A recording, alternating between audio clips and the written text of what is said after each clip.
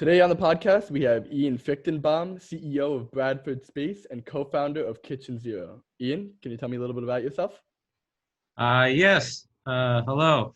Uh, I am a space businessman, entrepreneur, various things. Coming actually from being a space banker or advisor. Mhm. I born in Montreal, grew up in Montreal, Canada. Uh, Now live in New York.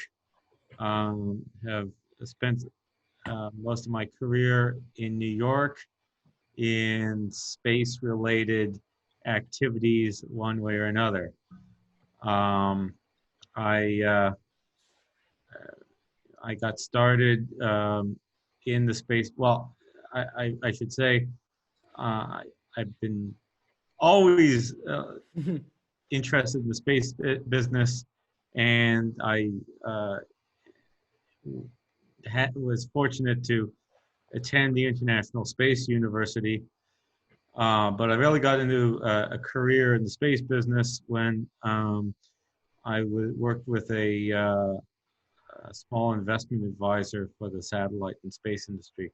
Mhm. And I did that for almost 6 years until I got with the group I'm affiliated with now, which is sort of an industrial buyout group. Got it. Bradford Uh, Space you're referring to? Bradford Space is what we've assembled within that group. Got it. But the industrial buyout group really had a broader focus Got it. to all sorts of things. I mean, in that we own cabling companies, plastic companies, paper mill, all that kind of stuff. But the space, Bradford has been the space group within that Got it. It's that I've essentially been. the wrap up. It's how's that? It's essentially a wrap up. Like, would you compare it to Red Wire in the industry from Sure, we were red wire before we were there was a red wire, I Got it. guess. Although we didn't have to give the company a new name, Bradford already was it came with the first company we got, so and we kept it. Got it. Well, that makes it easier. Could you dive into Bradford a little more? Just what is wrapped up, what the acquisitions that occurred were to form the company? Yeah, the Bradford is a multinational spacecraft systems group. Um, we're in 4 countries. We're in the U.S., Netherlands, Sweden, and Luxembourg. Okay.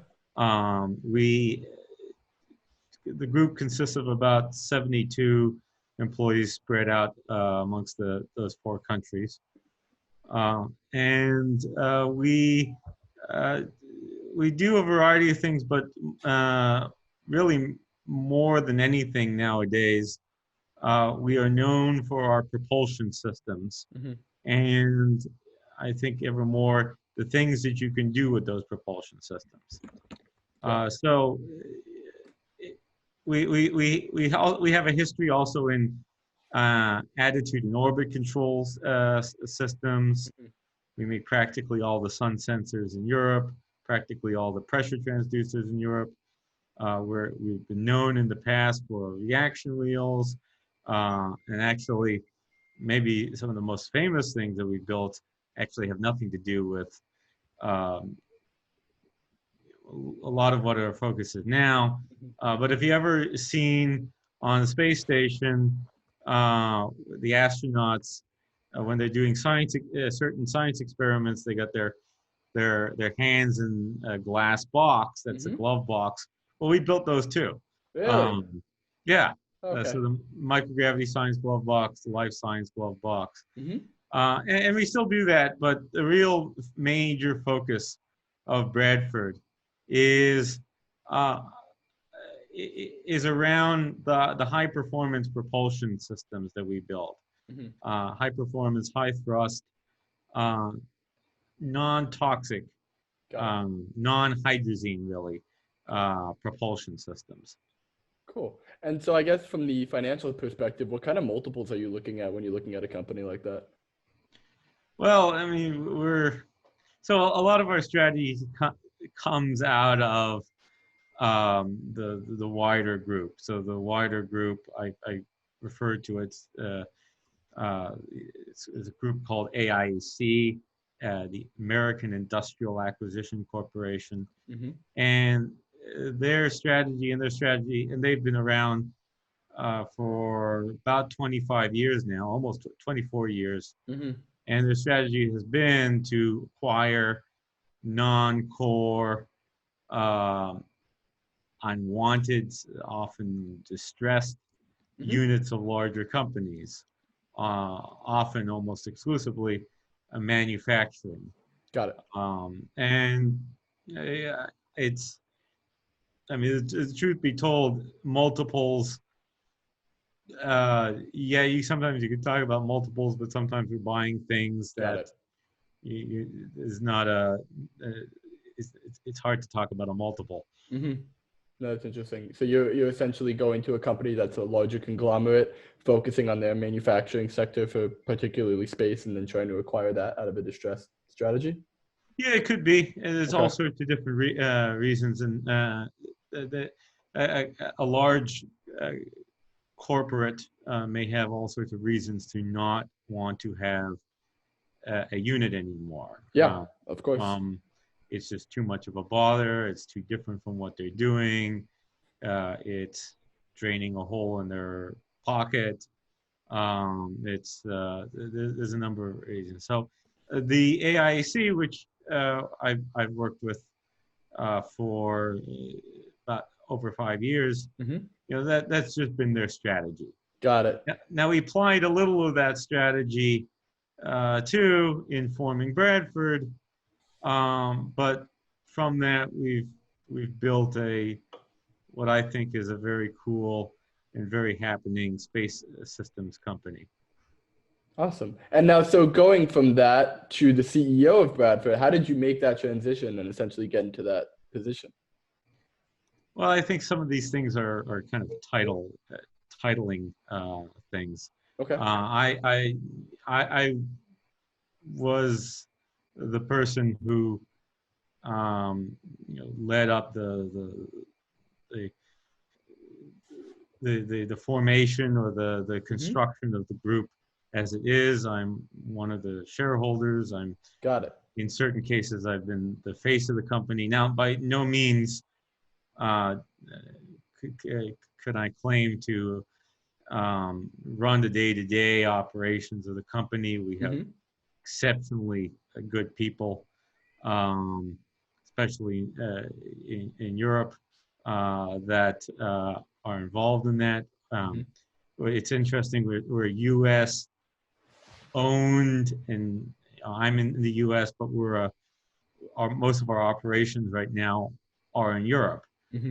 But in Europe, we have exceptionally good management. We, uh, we they take very good care of our operations, and as part of how we've been able to grow this company. In my role, I've been serving in a role like this now since the company got started. Yeah. I think more recently we just decided that people didn't know what it. I was we were calling me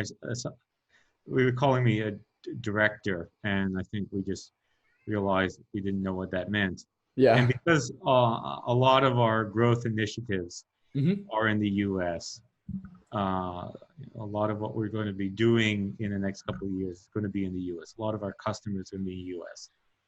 So I'm serving as the U.S. Face, and The liaison, if you will. yeah, in the U.S. that person is the CEO. So Yeah, thus that I'm the makes a lot of CEO. sense. And so now to Zero Kitchen, I hate to switch topics so abruptly, Yeah, but you know, you were the first person to bake cookies in space very recently. yeah. And now we're switching over Yeah. to one of my other ventures. Now, actually, I never do call it my own because Zero G Kitchen is par excellence a company co-founded, Mm-hmm. and it was co-founded uh, myself and my wife, Mhm. Jordana, that's why we call ourselves co-founders and co-chefs. Co-chef. I Where saw that. I like that a lot.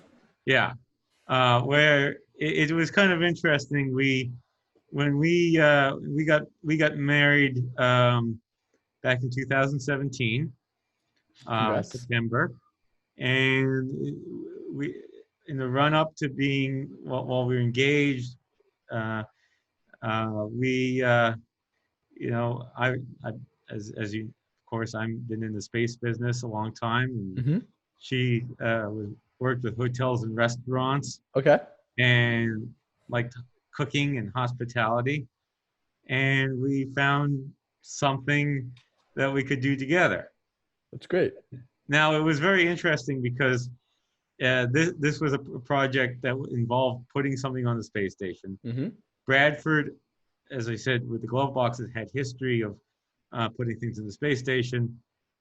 It was a little bit of too much of a conflict of interest for Yeah. me to mix it up. But what, how it was, I through my prior activities as banker, um, we I had a long relationship with a company, Nanoracks, Hmm. which does a lot of work on the space station.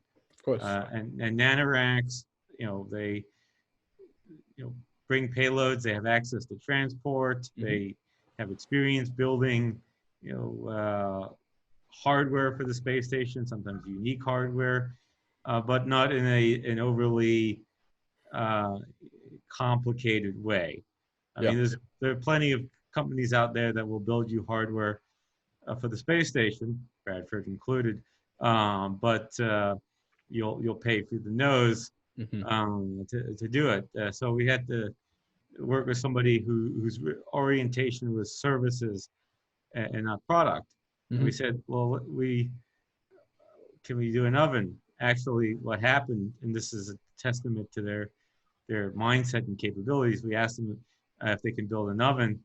They didn't come back with us with a quote or an estimate or a call. They came back with us saying, "Oh, we just heard that we built a prototype."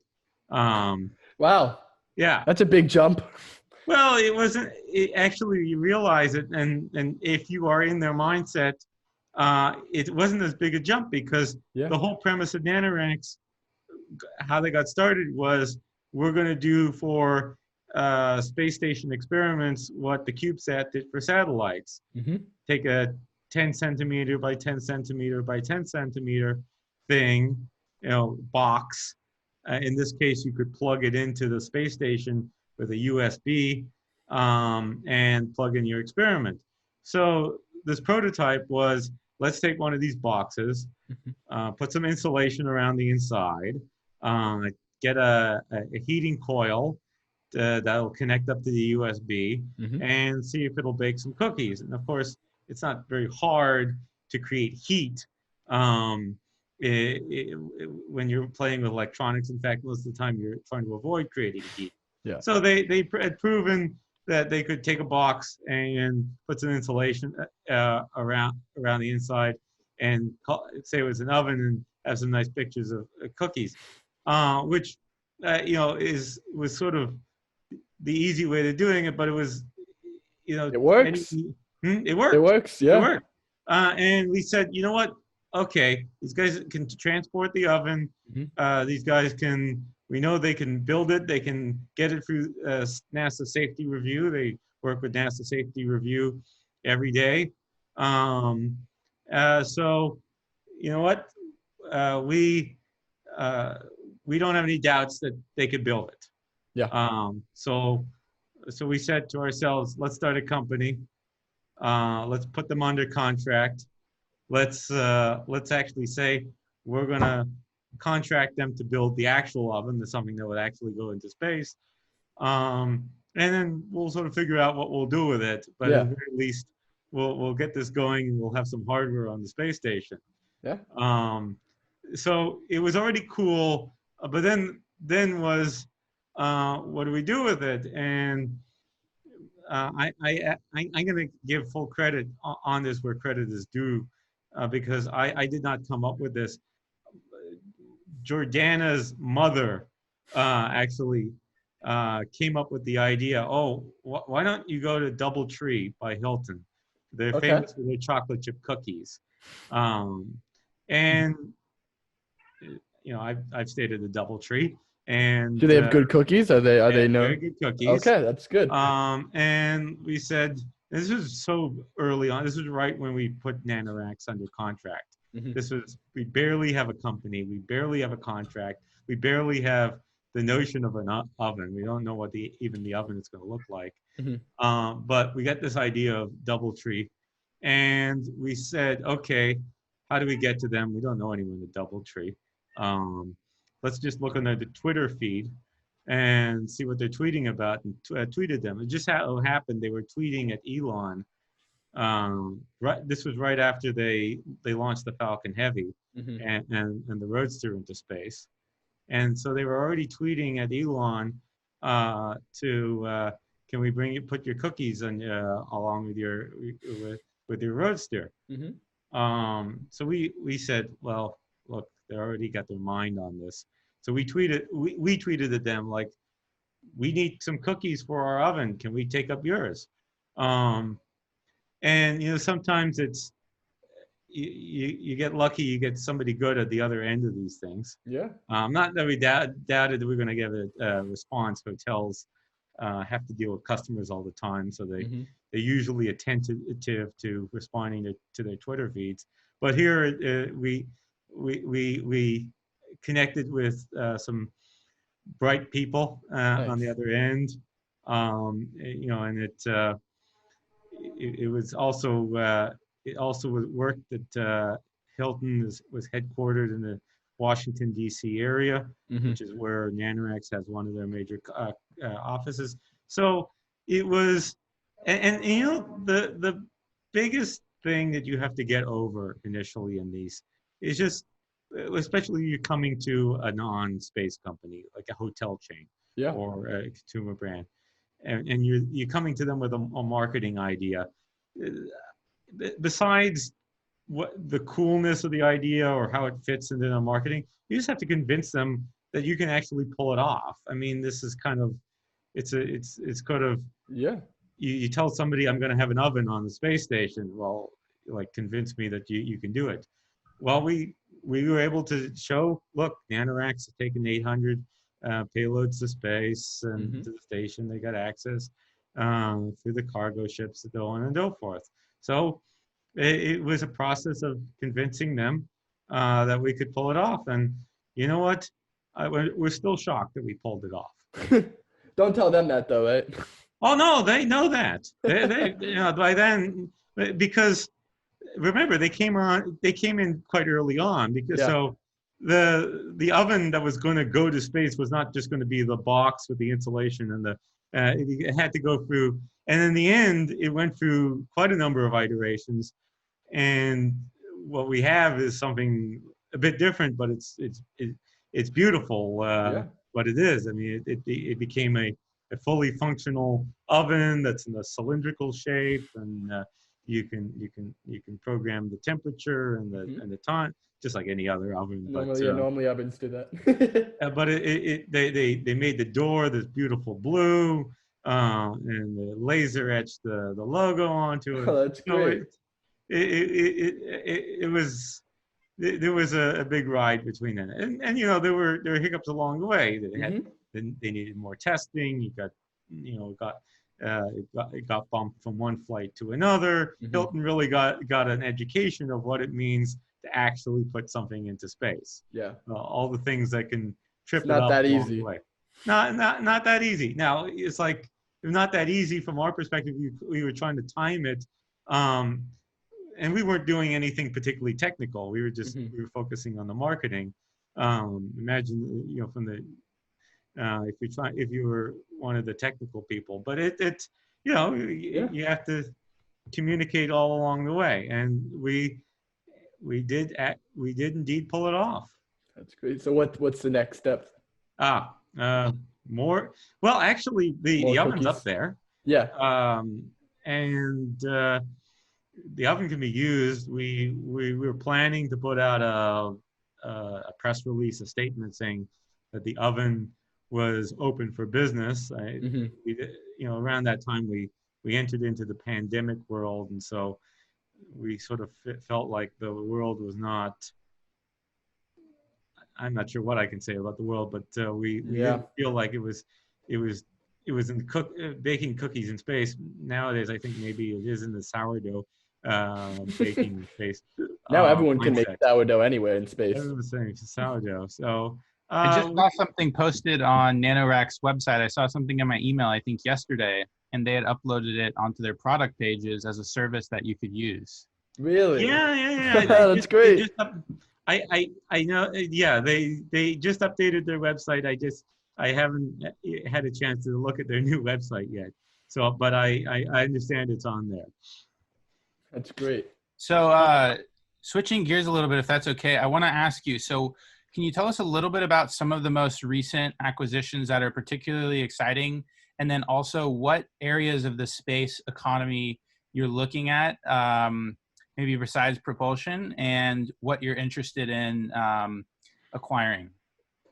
Well, I'll answer the middle one because I think that excites me the most. Okay. I say propulsion, but propulsion really is an enabler. Propulsion is not just a thing in itself. It's part of a spacecraft, but it's part of a spacecraft that is a great enabler. I am of the belief that if you have the best propulsion, you can, so to speak, win the solar system, whatever that Mm-hmm. you decide that Yep. means. Right. Whether it means that you are the transport or you can get to the valuable things or allow for science that has never been done before. The universe is a very big place, and a lot of getting things done is getting there. We not only have the best propulsion, in our humble opinion, Mm-hmm.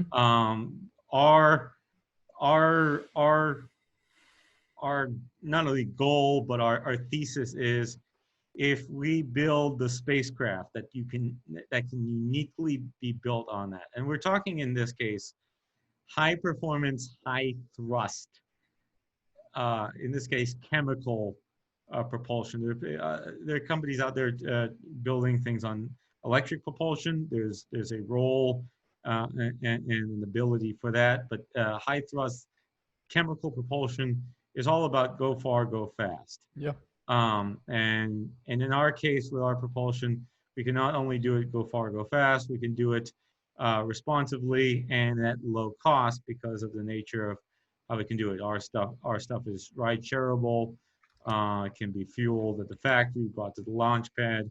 There's a number of different features that make Mm-hmm. it very interesting as a rapidly deployable scout. Now, what that Sure. scout does, the scout can maneuver around the Earth-Moon system.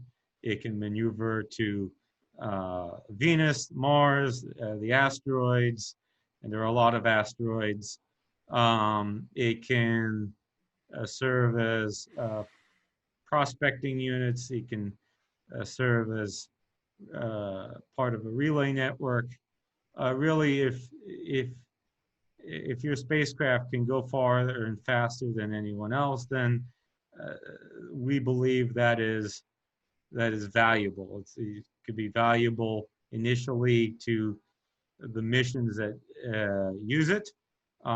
We think it'll be valuable even more so for the things that you want to uniquely do with it, like going and prospecting the asteroids, or rapidly deploying, or laying out the beacons, or the basic infrastructure that will define the economy of the solar system. I mean, it sounds a bit grandiose, but we already have more and more activity the Earth-Moon system, absolutely. But even in the inner solar system, a lot of missions are heading to Mars. Hmm. People are planning for Venus. People want to look at the asteroids. So we're getting ourselves prepared Yeah. for that. That- So coming from a finance background, how did you get so involved in propulsion? You know, sometimes you don't control what you're Yep. able to do first. Um, deals don't emerge. Deals sometimes emerge opportunistically. Hmm. I think we were very lucky in that the first company we bought uh, had a mini diversity of things it was doing. Hmm. It had a business in propulsion, but it also had a business in attitude and orbit control, and also had a business in space station facilities. And we could have gone in either of the three directions Hmm. from there. Now, it just so happened to be that our second and our third acquisitions were propulsion oriented. So it was the first of Yeah. those. And the second acquisition was a company that promoted a certain kind of propulsion technology in Sweden. Hmm. It's a technology based on a molecule called ammonium dinitramide that had been. I think it had been discovered within the Soviet Union back in the 70s, but it really in the Western world it really got investigated in Sweden starting in the 1990s, and the company the use in thrusters and a company wrapped there around really got going in the 2000s. Hmm. And it had been funded by the Swedish government. It had been actually owned by the Swedish government. And 2017, they realized they needed somebody who would really take the technology to the next level. Hmm. And that we presented ourselves as That was being that. you. That was us. And I think we absolutely are Yeah. doing it now. It's technology is going places that hadn't um, gone or hadn't been. Literally. Yeah, it was before. And now we have 70 thrusters, Wow. 70 thrusters based on the technology in space now, and many more on their way. We have a production line in Sweden. We do Okay. hard fire tests in Sweden. We do propulsion systems in the Netherlands Hmm. based on what we build in Sweden. Um, uh, but we're going to take it to the next step and build. Our plan is to build spacecraft in the United States. It's Okay. sort of like it's a bit of a chain. The spacecraft in the U.S. based on systems we build in the Netherlands, based on thrusters we build in Sweden. Yeah. It's kind of an interesting combination. I don't know if that's what you call a Dutch sandwich. But How will you bring all those? Although that's one thing I was wondering is like, how do you take these technologies and sort of bring them together into one cohesive product or company? You can't do it randomly. You cannot absolutely do it randomly. Everything has to be done with technical sense. The good thing here was um, one led to the other. Our first acquisition, Bradford, they were already supplying pressure transducers for the systems, the complete systems that were at the time being done in Sweden. So there was already a bit of a connection between the two companies, and we brought it under one roof, and so it wasn't even with that, it was not a simple process to bring two companies together. We were talking about two different cultures. I've come to now, in the last few years, I've come to learn everything that is different between the Netherlands and Sweden is not, uh, they're not, Yeah. they are not the same culture, not by any stretch, but they work together now, and now we've brought Luxembourg into play, and we Nice. bring the U.S. into play. Maybe and I'm Canadian, so we mix the cultures in an interesting way here. Yeah. But just to go back to the technical element, yeah, I mean, everything is done with a mind to what makes sense. Mm-hmm. Where did the spacecraft come from? Actually, it comes from the third acquisition. Third acquisition was Deep Space Industries. Deep Space Industries was famous for being one of the two asteroid mining companies. Mm-hmm. And they, they actually did a really good job in producing new products. They produced the very cool Comet thruster propulsion system that uses water as a propellant. Right. But what that was their grander plan was, they wanted to go to asteroids, Mm-hmm. and they asked themselves, how do we go to asteroids based on based on the financial resources that we have at hand or could have at hand.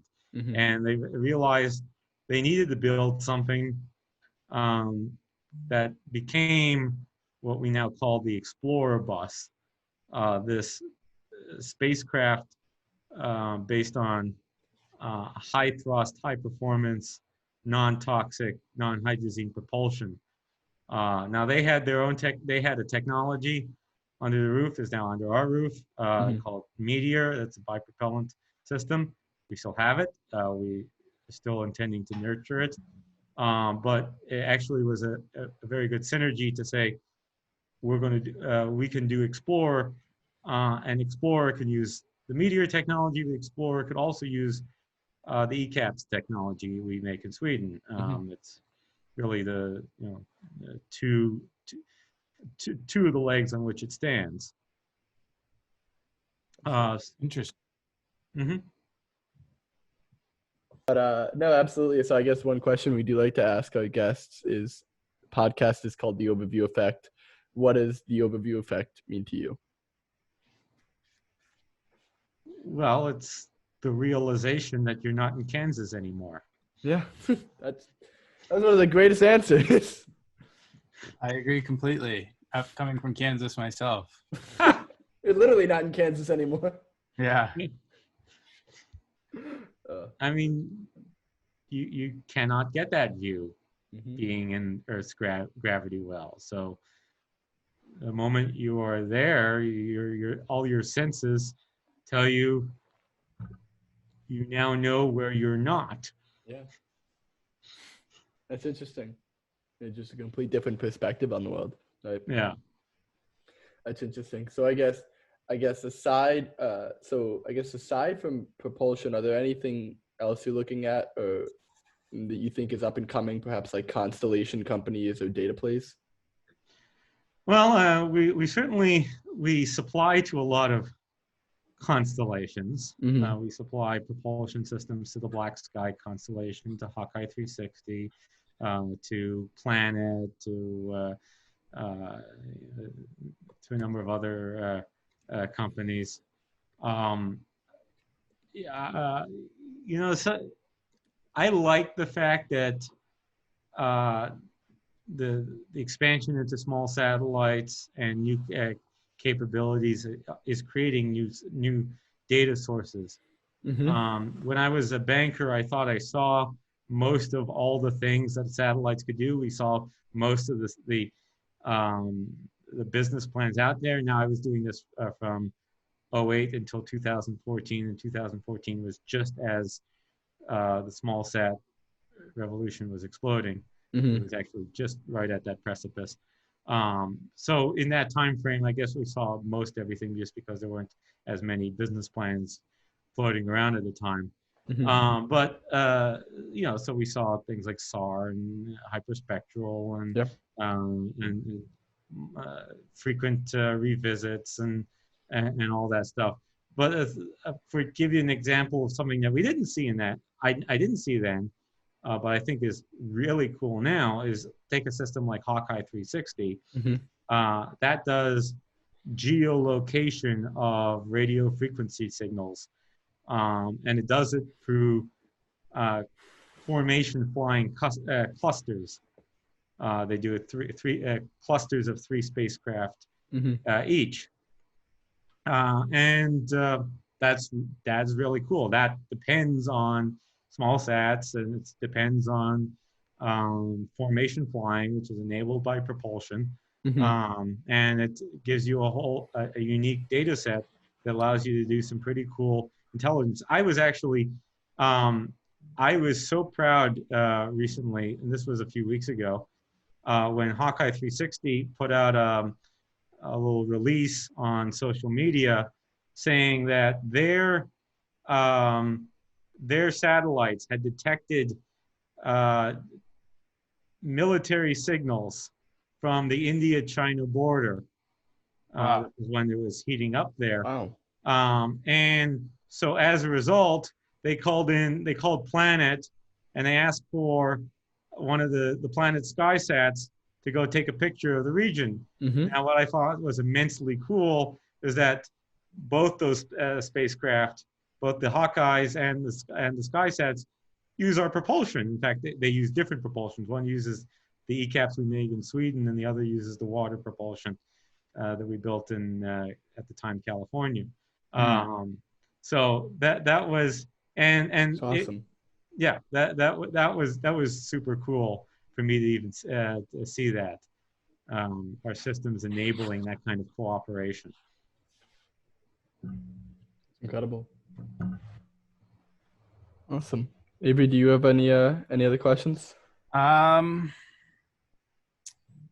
I don't think so. I think that's it. But we'd love to have you on again at some point. We'd love to chat further offline. Absolutely. Yeah. Well, thank you for having me. Yeah, we really appreciate having you. It was a really interesting conversation. I appreciate it. Same here. Perfect. Yeah, thank you. Have a good one, Ian. I'll definitely see you next time I'm up in New York. After this whole virus thing ends. After this whole, yeah. Let it be soon. Exactly. Yeah. Well, take care, guys. Thank you, everyone. Bye-bye. Bye. Bye now.